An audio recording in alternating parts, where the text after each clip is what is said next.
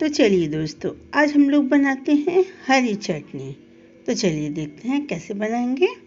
तो उसके लिए हमने लिया है थोड़ा सा हरा धनिया, पुदीना की पत्ती,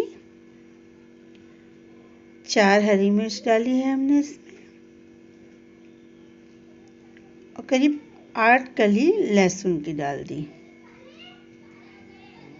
थोड़ा सा नमक, 1 चम्मच नमक डाला, आधा चम्मच जीरा या जीरा पाउडर, दोनों में से कुछ भी डाल सकते हैं। 2 चम्मच फ्रेश दही और करीब 2 चम्मच ही मूंगफली के दाने हैं। आप चने की दाल भी यूज़ कर सकते हैं इसमें।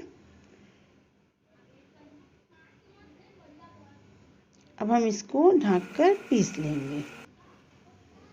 ये देखिए पीस लिया है। अब इसमें थोड़ा पानी और डालना पड़ेगा। थोड़ा सा पानी डालकर एक बार इसको और पीसेंगे। ये देखिए पानी डालकर इसको पीस लिया। अब हम इसमें 2 चम्मच नींबू का रस डाल देंगे और इसको अच्छे से मिक्स करेंगे।